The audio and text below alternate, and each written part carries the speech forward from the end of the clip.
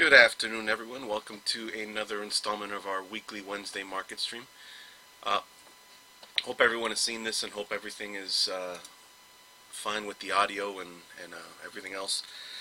My name is Stock Darts. We're going to do the usual. We're going to take a look at the four major market indices. We're going to look at the S&P 500, the NASDAQ Composite, the Dow Jones, and the Russell 2000. Once we finish with that, we'll take a quick look at the US dollar, see how it's behaving, see how it's affecting gold, oil, and silver.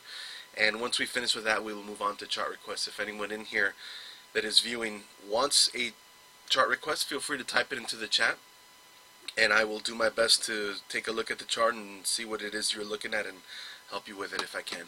If you like what you see here, you can always follow me on Twitter at StockDarts. You can follow me on YouTube at StockDarts, or you can visit me at patreon.com/StockDarts, where I post weekly trade ideas. Whether sometimes it's just stuff I'm adding to a watch list, sometimes it's actual trades. Like this week, I explained an options trade on Apple and what I was expecting to do with it, and the types of trades I'm looking to take in this type of market. If that kind of stuff interests you, feel free to visit me there. Some of it is free, some of it is under subscription, but even the subscription, the smallest one is only $8 a month, which you can basically pay for the year with just one trade. But other than that, let's go ahead and get started. Let's go ahead and take a look at the markets. We're going to take a look at the S&P 500 first with a chart of SPY.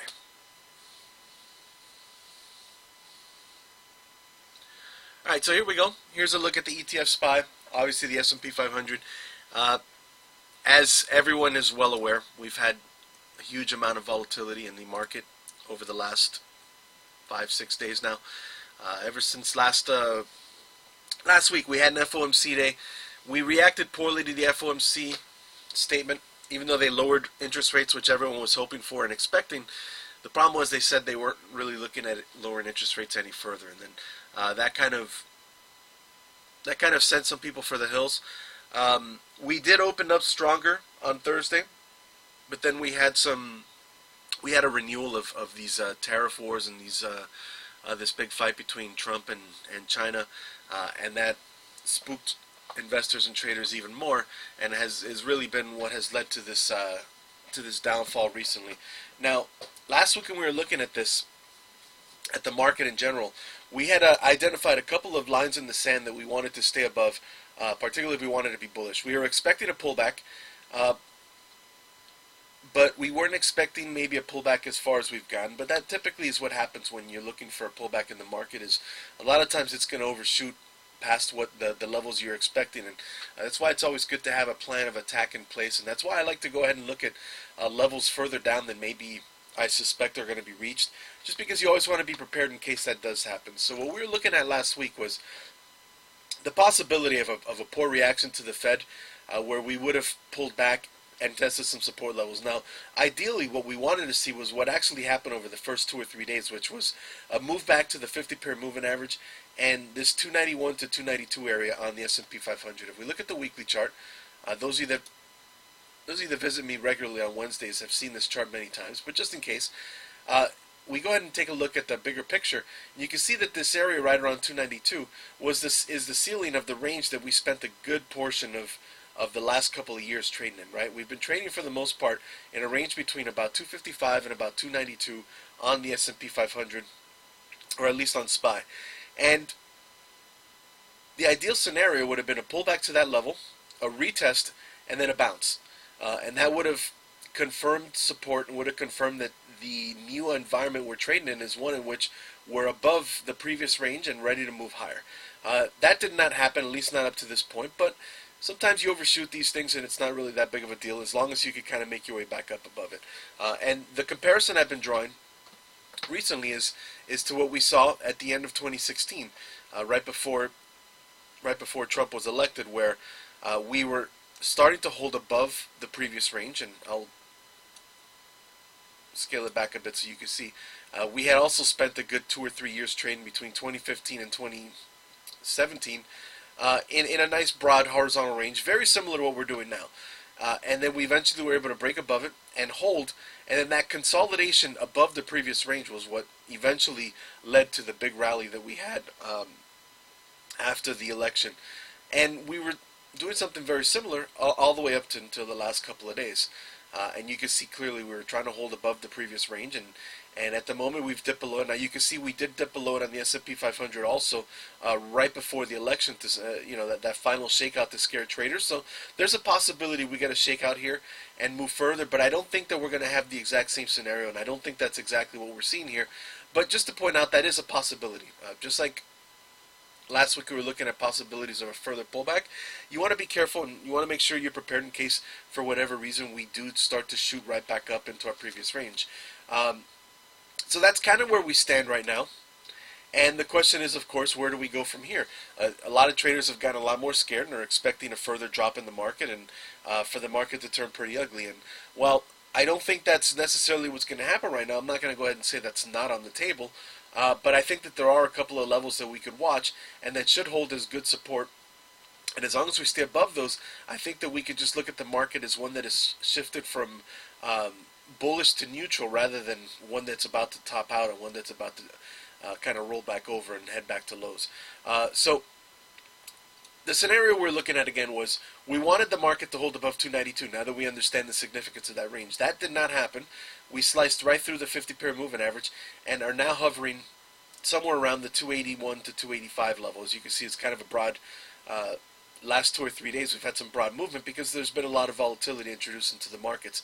Now, this was the other line in the sand, and the one that I thought was more critical that I pointed out last week and the week before, and that was this area around 280, and it actually drops all the way down to about 270, which is this little range that was the previous bottom we printed when we last retraced in late May, early June. We pulled back and found some support here in the 275 area, and then eventually we're able to push through to new highs. Now we've come back and retested the seat of that breakout, which is right here, right around 280. You can see we've hovered just above it, and that to me is, I think, the real key. If we can stay above this area, then I think we're still in a pretty bullish spot, although I think it's bullish in the intermediate to long term, not in the short term. I think in the short term, when you see a drop of this magnitude, and you see how quickly it drops, more likely than not, what's going to end up happening now is that we're going to have an attempted bounce that's not going to work very well. Maybe we come back and test this 292 range and then fail. Maybe we try to head back to the moving averages. Maybe we don't even make it there. Maybe we just make it to the top of this gap here around 285 like we did yesterday and then ultimately fall back as we did today. But the key is when you have this kind of shifting momentum and this kind of power in the move down, typically one bounce isn't enough to be able to work through all of that newfound supply and that new bearish sentiment that just creeped up. So chances are that we're going to chop around here for a bit.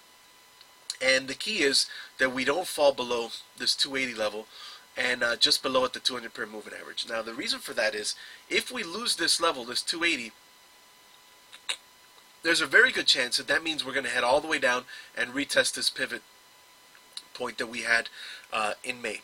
And the problem with that is once we start to test this, there's a good chance that we're going to have to overshoot that as well. And then that's when kind of it really starts to fall apart. And that's when you start to see the price action devolve even further. And that's when you start to look for new lows and start testing some of the lower levels that we really don't want to see the market retest. Now, again, in the long term, even if we lose all those levels, if you really look at it in the long term, there's a long way to go where we're still basically just range bound, right? We could have a drastic drop in the market, and in the end, all that's really happening is we're just stuck in the same range that we spent the last 2 or 3 years in.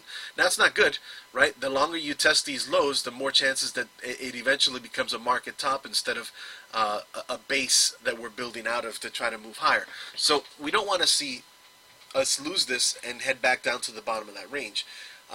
One of the key things that we did in May that was really critical was the fact that we didn't retrace all the way to the bottom of the range like we had done the last 2 or 3 times. If you notice, every time we've traded this range, when we get up to the top, we come back and we retest the bottom of that range, and then we come up and we test the bottom again and actually broke through it. And then this last time when we tested the top of the range, we only pulled back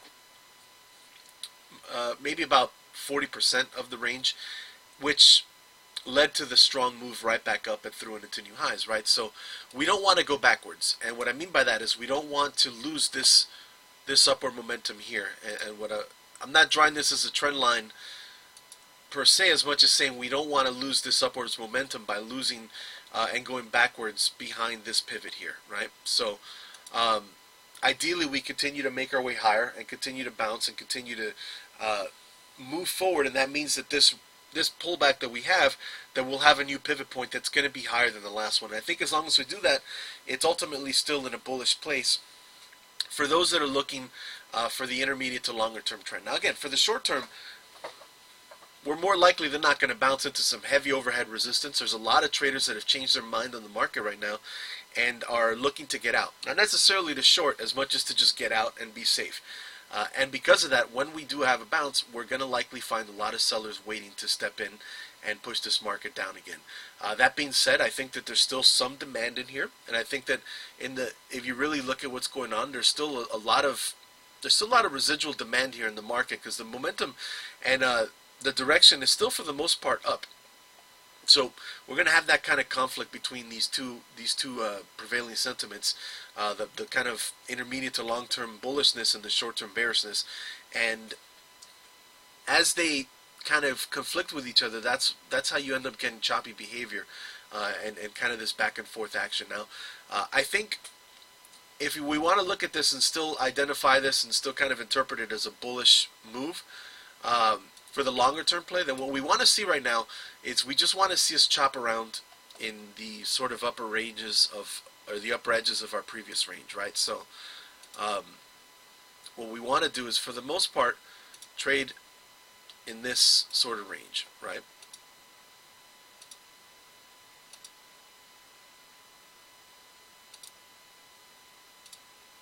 Something like that, where we are just kind of hovering above the 200 period, retesting this breakout, and kind of just making sure that we don't fall back into the bottom half of the range. If we do this and fall back into this range, well then that means that we probably need to test the bottom, and that's not going to be good, right? So what we want to see right now is we actually want to just trade in the upper half of the range. And I think if we do that and we spend the next month or two in that range, that could set up for a rally into the close of the year as we start to approach the holiday months. And typically the holiday months are a good time for the market to rally.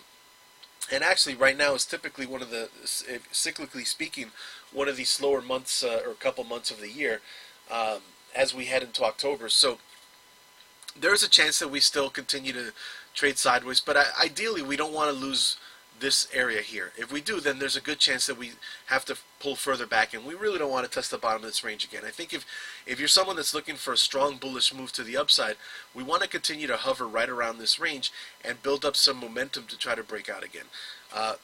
Now, that being said, if we do pull back further, then we have to reevaluate where we stand, and we have to try to figure out exactly where we want to go with the market. As of now, I'm inclined to say that we are range bound in more of a neutral stance or neutral environment. And at the moment, and I'll discuss my trading ideas a little bit more as we finish looking at the four major indices. But at the moment, I think that we're a little early to get a strong bounce. But obviously, you're very late if you wanted to try to short this. I still don't think shorting is really the best idea in this market. Although, obviously, the longer we hover around these levels, and in particular, if we start to really challenge the 275 to 273 area, we have to start looking at the idea of shorting more. But at the moment, obviously, if you wanted to short, you're very late, because we've already had a huge drop, and we still really aren't. We haven't had a bounce back up into a resistance level that would give you good risk reward. But at the same time, I think that trying to buy the bounce here, I don't think we have enough of a conclusive bottoming pattern to really expect to move higher. So it's one of these weeks where you're probably better off being cautious or doing something like I did, which I outlined in my Patreon post on Monday, which is trying to take advantage of volatility. When you have these huge moves like we did over the weekend and on Monday, this is a good time to sell volatility if you know how to do it. And that's what we did through a calendar spread, and it's working out very well at the moment. And ideally, we're going to continue looking at plays like that until some of this volatility slows down, until we start to get the market to quiet down a bit, at which point hopefully we'll have a pattern that gives us better risk reward or a better trade setup to go ahead and play to the long side or the short side. But that's where we stand right now in the S&P 500. Now, the key levels we want to watch, I think for the most part, this area around 292 now becomes resistance and becomes an area that we really need to pay attention to. See if we can get back above it. I think we want to see the action back above it in order to maintain a pretty bullish stance and be right back above the previous range and holding for a move. I think if we can get back above there, then it bodes well for a rally into the next couple of months. The longer we spend below there, the more chances are that we need to retest and fall below 280 and below the 200 period moving average. And I think if we do that, we really have to hold around here. If we lose that, then there's a pretty good chance that we head down further south. So that's kind of where we stand right now. As you can see, we're actually still kind of in the middle of these two big points, right, which is the 292 and about 274, 275, and we're right smack in the middle around the 280s. So there's room to go back and forth on either side, and I think as long as we don't lose this 200 period moving average and head further south, that we're okay and not really in a situation where we need to get too worried. Now, obviously, you should be reining in risk now anyway. Anytime you have these kind of big drops, you should be careful, and you should make sure that you understand what you have at risk in case that it continues to drop further, because even though in the long run, even if we drop all the way to 255, and in the bigger picture that means that we're just range bound, a lot of traders could get blown out if they try to hold that saying, well, we're still range bound and I think I can hold this because the market's still holding up. Well, that's still 30 points of downside on the S&P 500, and if you have a stock that's doing the same thing, that could still blow way past your stock, and a lot of your portfolio could evaporate quickly, the value of it, if you sit there and hold through that. So make sure you understand where your stop out points are, what levels you trust on the names that you are holding, and that you're careful to make sure that you understand and are managing the risk, because there is potential for further downside. Although I do think that at the moment, the next step up in the market process is going to be an attempt at a bounce. And again, I don't think that bounce is going to be very effective, but I think that's the next step. And then we'll see where we go from there. It could also just be a bear flag where we just range sideways and then try another move back down before we really see where the bulls are waiting to step in and defend this market. Now, if we take a look at the NASDAQ and look at the Qs, we'll see a very, very similar picture. We dropped last week right into the 50 period moving average and right into our first level of importance, which was this 187 on the Qs. And again, very similar to what we are seeing on the S&P 500. That was the top of the range that we spent the last few years in, or last couple of years, and was ideally the spot where we would find a bounce play, and that would have been the nice bullish play where we just come back, retest the top of the range, find support, and then bounce and we're on our way to new highs. Now that didn't happen. We lost the 50 period. We pulled back, and again, we have this week we've hovered around the previous breakout of the last time we had a pullback in the market, which was again in May to June. And just like the S&P 500, we dropped down below the 200 period moving average, found a bounce, and eventually when we broke this descending trend line, that became kind of the important line in the sand as far as not losing that momentum, right? And that's what we're retesting right now, is that area. You can see again, we're right back to it. We're just above it. And just like the S&P 500, if we lose this 178 level, that means we're going to test the 200 right away, and that means more likely than not that we might have to pull below it and retest our previous pivot low. So this is kind of the line that I don't want to lose, because if we lose that, I think it's almost a foregone conclusion that we're going to drop even further to test the next pivot or the next area, because this will become a magnet that needs to be tested. So we don't want to lose this if we want to maintain our intermediate to longer term bullishness. As long as we hold above or in the upper half of the previous range that we spent the last couple of years in. So again, something like this. Now I think ultimately it's still bullish.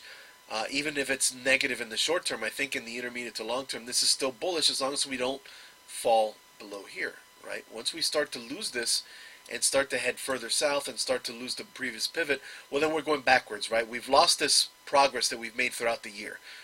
And at that point, we're right back to where we were at the start of, or at the end of last year, or at the end of the previous year, where we're just testing the bottom of the range, and things are looking a lot worse than what they are right now, right? So what we want to see right now is this continued progress and this continued move forward on the overall price action of the markets. And for that to occur, that means that we don't really want to lose our last pivot low, which was the area we retraced to in the beginning of June. Now, as far as what else we can expect, that just it's basically the same as the S&P 500. We've got this gap, and at the moment, the bottom of that gap has become a level of resistance. If we're going to have the weak bounce that I expect, then we should come in and fill that gap, and then probably fail to get outside of this range. If we don't if we're not able to push through there, then we probably just print a little bear flag and then come down and start to test this 177 and possibly down to 175 around the 200 period moving average. And I think again, it's the same exact thing as the S&P 500. We want to watch and make sure that we don't lose that, because if we do, then that means that there's a very good chance we head lower. As long as we stay above this, I think that we can expect the action to be range bound, which means we could focus on neutral plays, sell volatility, and maybe play on a shorter term swing trades that are looking for moves up and down within a particular range. And I think that's kind of one of the things that I'm looking at again is I want to pay attention to range bound strategies and try my best to avoid trying to go too strong to the long side or the short side at the moment. All right, let's take a look at the Dow Jones.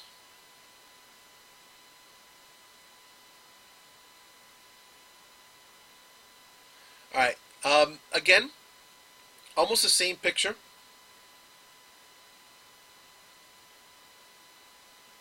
One second. All right, so as we can see, now the interesting thing with the Dow Jones was that it was holding up pretty strongly right prior to FOMC. And then eventually, of course, with the FOMC reaction and with the reaction with the tariff stuff, it lost this and headed back down. And at the moment is in a spot where, again, just like the S&P 500 and the NASDAQ, we fell below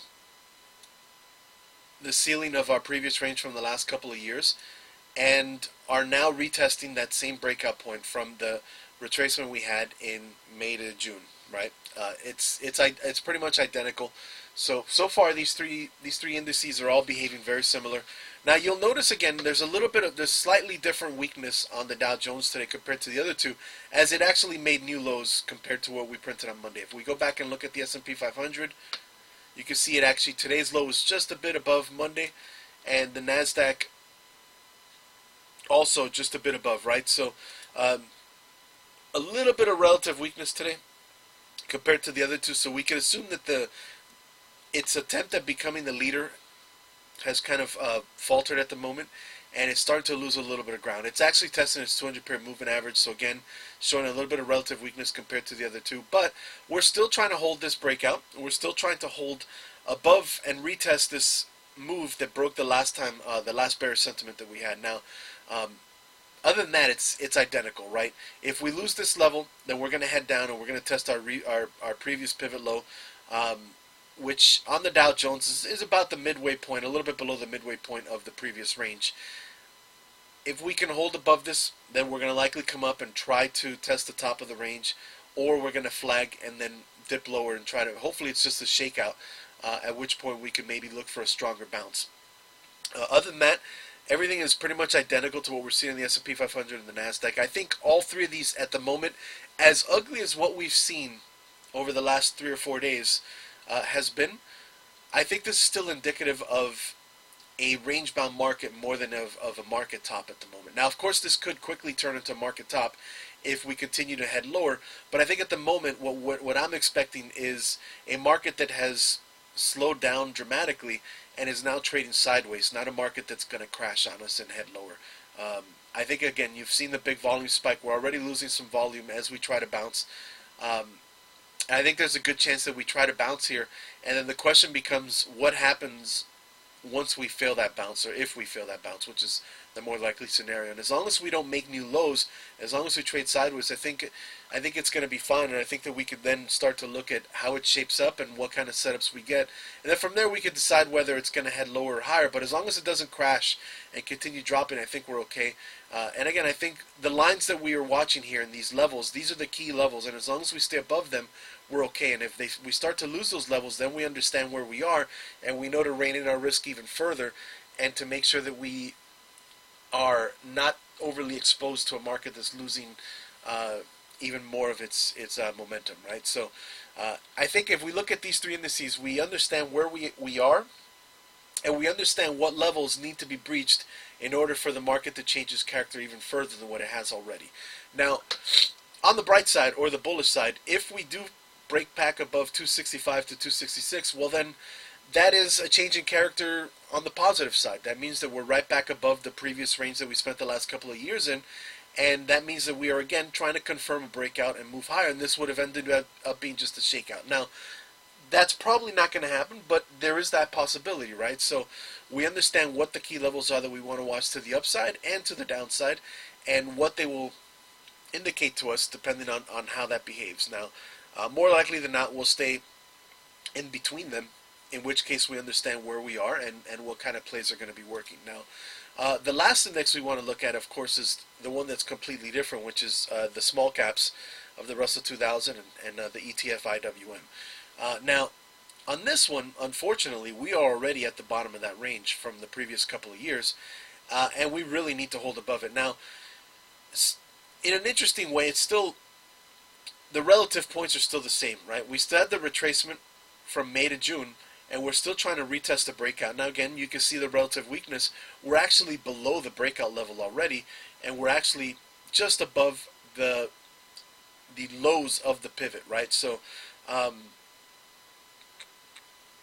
relatively speaking, weaker, below all the key moving averages. Now, the unfortunate thing is that, again, IWM looked like it was on the cusp of something really nice just last week, last Wednesday and Thursday. As it started to look like it wanted to break past this 158 level, which was really important and would have probably boded really well for the market if we could have done that. But of course, it failed pretty strongly and it dropped. And at the moment, it's kind of hanging on for dear life as it tries to stay within our previous range. Now, if we lose 145, I don't think it's the ultimate nail in the coffin for the market, because IWM has been weak throughout the year and throughout actually the last couple of years, and the market has still been able to have some constructive moves to the upside. But I will say this, at this point, I think it's pretty clear that the market is not ready to rally and not ready to move forward. So the more likely scenario is, again, that we trade sideways, because there's a pretty good chance that if we were going to rally strongly past our recent highs, we would have needed the small caps to participate. And that's clearly not the case, and clearly that's not going to happen for a while.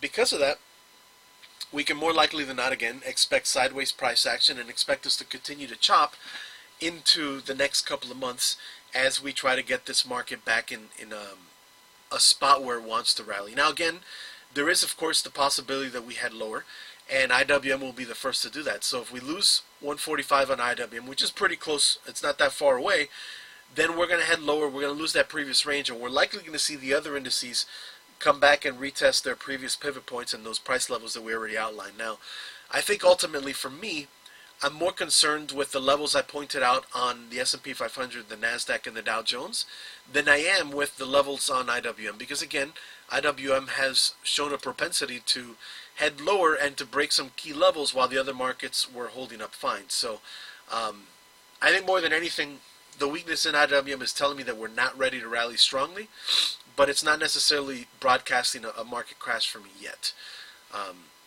If we do lose this 145, well, we've got a longer-term moving average that hopefully can support it, and as long as we kind of hold above the previous pattern here that we held, this sort of range-bound action that we had between 140 and about 133, maybe we're okay. It's hard to really say. You clearly don't want us to fall down below this range, but it is what it is, and I think that's where we stand right now. And again, I think I'm more concerned with what the other three indices do rather than what IWM does. I think a lot of traders have had one foot out the door for a while in this market. I think even throughout the last decade now, it feels like a lot of participants and a lot of people on the sidelines have felt like this rally that we've had. I'm going to go to the monthly chart to show really what's happened here. You look at what's happened since 2009 and this massive move that we've had in the market, and the truth is, a lot of people have considered this to be smoke and mirrors, because a lot of it was based off of lowered interest rates and POMO and all this other stuff. and they've really distrusted it. And the fact is that we've rallied strongly, but we've done it with a lot of traders having one foot out the door. Because a lot of younger traders in particular have been really scarred by what they saw in 2007, 2008. Actually, even older traders that saw their IRAs cut drastically through this, and they've been terrified that it's going to happen again. And so what's ended up happening is that throughout this massive run, I've noticed that the small caps have been quick to downturn anytime that there was a little bit of fear in the market, and a lot of traders were quick to just sort of run out and lower risk. And of course, the first place they're going to do it is in the riskiest assets, which are the small caps. And so the small caps in general have underperformed for long stretches during that last decade. Now, of course, there have been times where they rallied strongly and they led the way higher, and a lot of those times have been when the market had the strongest rallies that we've seen in these last 10 years or so. Now, that's not the case right now. Obviously, right now we're in a state where, again, traders have one foot out the door, and the first place that they are leaving is the small caps of IWM. And so that's what's happening. And until we see a change in that, we should not expect a strong bullish character nature in the market. And so that's what it is, and that's what I'm seeing now. Again, to kind of outline what I'm expecting out of the market in the next couple of weeks, maybe even the next month or so, is more of a sideways action as we try to work off some of the supply that we've kind of run into, some of the selling pressure. We're through most of earnings season. Pretty much all the major names have reported. There's not going to be another FOMC or interest rate decision for another month, so we don't have that in our way. I think at the moment the only real news issues is the continued rhetoric between us and China as far as how they're going to continue fighting each other in these tariff wars. And I think at the moment it's become more of a known commodity because now we know that there is still more fighting and slapping going on. So I don't think that it's going to affect the market as much as it did over the last week. I could be wrong on that, but I suspect that we've already gotten the negative pressure out of that that we should have seen. So it becomes a situation now where the market is probably going to chop, and it's up to us to understand that and not to try to jump in early, to make sure that we understand where it is and to make sure that we are being very careful and disciplined in the trades that we are taking. Now, for me, like I said, this week I focused mostly on volatility selling. I've also been, and I know it seems like a lot of people here don't really pay attention to it, but another focus of mine has been completely away from equities altogether and looking at cryptocurrencies and Bitcoin and Litecoin in particular. And I think those have been pretty nice for me and have done pretty decently compared to what the market has done. Now, the other thing that has had some interesting moves, although I wasn't participating in it, is the US dollar. Right? So, again, if for anyone that's good, or has a good comfort level with technical analysis, you can always broaden your horizons. You don't have to just trade the stock market, right? There's a lot of times where the stock market doesn't give us a good environment to trade. And if you have the ability to diversify the way you trade, you can find other investments and other vehicles that work for you when the market is not providing you with the opportunities that you want from just regular swing trading, right? So you could trade Forex, you could trade Bitcoin, you could use options like I do. There's a lot of different ways to go ahead and try to manufacture returns when regular swing trading isn't working. And that's something that I think a lot of traders struggle with, is they just take the same trades all the time. And then they think, well, I'm being unlucky right now, or, oh, I had a nice lucky stretch, and then now the market's kind of killing me again. And they don't adjust. They just keep taking the same trades over and over. And part of the reason that we have these Wednesday market streams is because I want you guys to understand the type of environment we're in, because depending on what the environment is, there are different ways of trading it and different ways of approaching it. And I think at the moment, again, trading equities is difficult. But there are other areas that are giving us clearer signals and easier trades. Now, gold, as we will get to in a minute, is another area that has had some really impressive strength recently. And oil has had some really impressive weakness recently and have given us potential trades in those areas. And so there's always a different area for you to look. As long as you understand technical analysis, it's all the same, right? It's all human emotion. We're just trading based off of human behavior. And you can use any instrument fine as long as you understand that. And so that's something that you should make sure you explore if you have trouble sometimes and you're not really sure why. You have good months and bad months and you think that it's really just luck. A lot of times it's because you're trying to force a round peg into a square hole and you're trying to trade or you're trying to use a type of trade that's just not functioning at the moment because of what the market's doing. All right, so here's the UUP index. Now the US dollar was in a very weird place, right? Because we lowered interest rates, which theoretically would have meant that the US dollar should drop. But I guess because traders were aware of the fact that it was only going to be a one-time thing, the US dollar ended up holding strength through the FOMC report. And then this week it finally faded. And it had a nice little drop right back into this range. Now, this is still not really bearish, in my opinion. I think that there's still some good levels of support that are the U.S. dollar's coming into. But there have been some interesting developments on the currency crosses we like to watch. If you take a look at the euro versus the U.S. dollar, the euro had a very constructive move recently. And again, I didn't actually trade this. I didn't like the setup at all, so there was nothing interesting for me up to this point. Now, I think at this point, this is an interesting idea for a trade, although I don't like the risk-reward or the setup for it yet. But you can see that the euro was able to break another pretty strong downtrend that it had started to encounter versus the U.S. dollar, right? And so at this point, this has been a pretty big shift in character, where, again, the euro looks like it's really hammering out a nice bottom here versus the U.S. dollar. Now, will it continue higher? I don't know yet. I think, again, this is not a spot that I want to trade it just because of where we stand, where the ultimate support or value is, and where it's kind of in the middle of a range, even though it did break this nice descending trend line.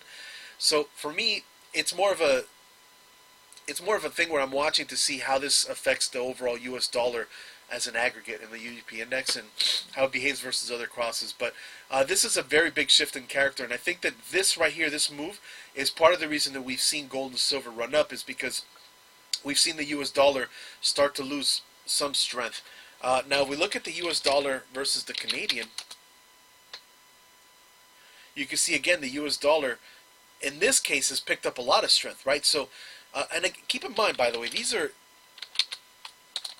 this right here should be inverse, right? So up is bad for the U.S. dollar, right? So this is what's kind of odd for me, is the U.S. dollar lost a lot of ground versus the euro, but it actually picked up ground versus the Canadian. And this is probably a function of oil prices, but overall, the U.S. dollar picked up a lot of strength and made a huge move back up towards this 133 area, which again we mentioned last week as a likely target for a move off of this breakout from the 131 area. So we've got a mixed picture here, right? We've got a strong U.S. dollar versus the Canadian, a weak U.S. dollar versus the euro, and then the U.S. versus the yen.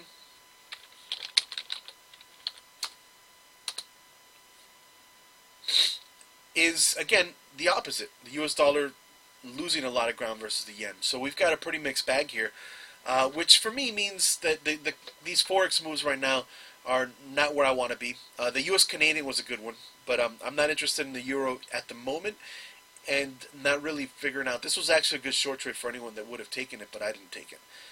But in hindsight, this was a pretty clear breakdown, and would have been a really strong move for anyone who took it. But again, pointing out that there are other places that are giving nice moves that can be taken advantage of when the stock market is not. Now, a spot that we have taken advantage of it is gold, right? And as you can see, gold had a huge move, a massive bullish engulfing candle, and then eventually broke past this range and has just kind of gapped higher every day. This is an area we've been pointing out the bullishness on gold for a while now. It was trading range bound for a while, but overall, you can see the pattern that it was trading in and where it's holding. And once it gets back into the top of that range, that's a good signal for a breakout. Now, silver has done the same thing, massive gap up. This was a little bit more difficult because, again, it was still range bound in this flag before this big gap up today. So not something that would have been easy to take advantage of. But again, gold and silver doing well, which usually means a weak dollar, even though, again, we're getting that mixed bag and the mixed behavior out of the U.S. dollar. So gold and silver, I think, are back in a spot where they are looking good. risk reward's not great now, and you probably need to wait to play a momentum play off of it, based off of a bull flag or something. But they have shown a propensity to have some explosive moves recently, and I think once the U.S. dollar kind of corrects and these guys come back and retrace a bit, they might be worth looking at. Now, the last one to me, which was kind of a surprise, is oil. Um, Oil looked like it had made a nice change where it was able to kind of break past 55 and was again challenging a pretty strong descending trend line, and I thought it was at the cusp of changing its character and becoming bullish again, but that kind of quickly disappeared over the last week through the FOMC report, and it had a massive move down, and then it's only kind of continued to bleed down through that, and is now right back in kind of a broad range that we've been looking at for a while now, which is this 55 to about 42 or so, and it's right smack in the inside of that range at the moment. It probably is coming up into some support, but I think this bearish momentum looks like it's going to continue, and at this point, I expect a bounce here, but the bounce is probably going to be right back into this 54 to 55, at which point it's going to encounter some more stiff resistance. So, kind of a different place altogether compared to what we're seeing in gold and silver. And again, it looks like there was a big change in character there, and I think we didn't take advantage of this downward momentum enough. But you don't catch everything, I guess. And I think at the moment, again, it's probably going to come back and retest this area here, and until it does, that's going to be pretty stiff resistance for it. All right, so that's pretty much all of them. That's oil, gold, silver, the U.S. dollar. You guys understand my stance on this and what I'm looking to trade and what I'm looking to not trade. Now it's time to see what you guys are trading. Again, I don't know how many of you guys are actually logged in to Ticker TV. I don't know if you're allowed to chat. If you're not, but if you are, I'd love to hear what you guys are looking at. If you have any chart requests, feel free to put it in there. Let me know what you are looking at. I'm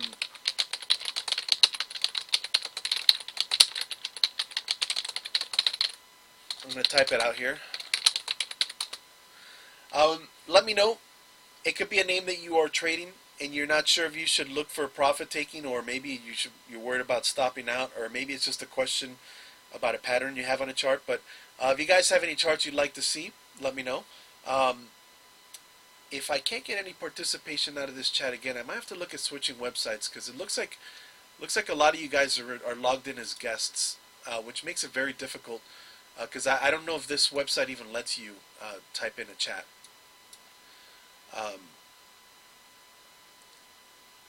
And we'll see. If not, then we'll have to kind of wrap it up today already. But hopefully you guys have something you like to look at. Now, while I'm waiting, hopefully somebody has something they want to talk about. Here was a look at Apple, and this was the play that I outlined on Monday for anyone that's subscribed to my Patreon, or as a Patreon member, where we were looking at a potential bounce play. But again, it was too early. It was too early on Monday. Right? This was Monday. This is way too early to go ahead and play a bounce play if you're looking to play. However, these are the perfect days to sell volatility. This is when volatility is really really jacked up on options for a name, right? So the idea was to go ahead and take advantage. Now again, I was still thinking that there was a bullish possibility here with this support. We had the 200 moving average. We have a key level here around 190. We had this ascending trend line. So it looked like there was a chance that Apple might try to bounce in the next week or two, right? So the idea was to go ahead and take advantage of this by using a calendar spread where we sold a 197.50 call for this week and bought one for next week, right? And so the idea is for this week's call to lose most of its value, which at this point it's lost a pretty good amount, while next week's has actually held on to its value really well. So we're trying to take advantage of and capture the difference in options or value decay between those two options. And then what we'll do next week or on Friday, is we'll either turn it into a call spread looking for a bullish move, or we'll just close out the play and kind of keep the difference, keep the value that we kept on next week's option, and get rid of the option that we sold this week, which should be pretty close to worthless by Friday, unless we have a strong move up. But even if we have a strong move up, the option from next week should gain more value. So it's a little bit of a complicated play for those that maybe don't understand how options work. If you want to learn more about that, again, feel free to ask me. I do a lot of mentoring, and options and teaching options is one of the things that I've done quite a bit through the last several years. And again, it's a good way to diversify your approach to the markets and to make sure that you have ways to take advantage of market behavior, regardless of what type of environment we're in. All right, well, it looks like, again, we are having trouble with the chat system on ticker.tv, so I might have to look at other options next week, or in the next couple of weeks. I'll explore and see if there's other places where it's easier to get participation out of the chat. Hope you guys have a good rest of this week. Again, try to be careful with the market, and then from there we'll move forward. All right, Ray jumped in with a quick one. JNUG, as usual, Ray trading the leveraged ETFs that I warned him about. You're long looking for, I don't know what 12.0 means. Or 120? Is that what you're saying? You're looking for 120?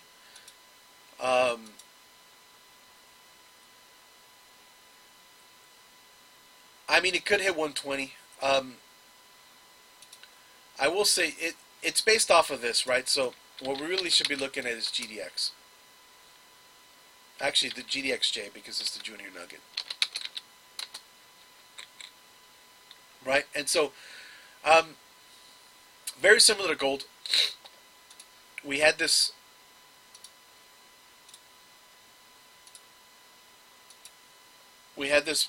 kind of consolidation range, and then we had the gap up. Now you're looking for 120, which is right now it's trading at 100. I think that might be ambitious. When you have these kind of gap ups, these runaway gaps, you usually don't have that many of them in a row, right? And as you saw, it looked like the U.S. dollar was finding some support. So there's a pretty good chance that today's move is probably about the ceiling. Now, if I was long gold, I wouldn't necessarily close today. I'd look to see what happens over the next couple of days. But considering you're in a leveraged fund, make sure that you don't let it fall back. If GDX comes all the way back down to 39, then you're going to see JNUG come back all the way down to 82, which is a huge move. That's going to be $20. So my advice to you, Ray, is if you want to wait for a move to 120, sure, feel free, but trail the stop. Don't let this thing gap down on you 20 points, and then you're right back to where you started. And another one of these trades where it worked in your favor, but you didn't take any profits, and so it ended up going down on you, right? This is the situation where, depending on where you were long from, if you got a nice move off of this, take off half the trade and then trail the rest. That way, if it does drop on you, you're not in a spot where you're down. You're just in a spot where you maybe wanted more profit, but you didn't get it. But at least you're positive on the trade. And try to trail the stop. But the way gold has been kind of exploding upwards, there's the possibility that it goes higher. But there's also the chance that it consolidates here. And the longer these things consolidate, the more value you're going to lose on these leveraged ETFs, okay? So that would be my advice to you, is make sure, and especially because we've talked in the background before, and I know you've had trades that went in your favor initially and then pulled back and you ended up kind of stuck because you didn't take any profits. So my advice to you is take partial profits here, and then if you want to hold for 120, cool, but don't do it on the full position. Do it on a half position or something, okay? All right, guys. So again, that covers it for today. If anyone has questions that for whatever reason they can't type into this chat, but you really have a question about a chart, feel free to ask me. You can follow me on Twitter.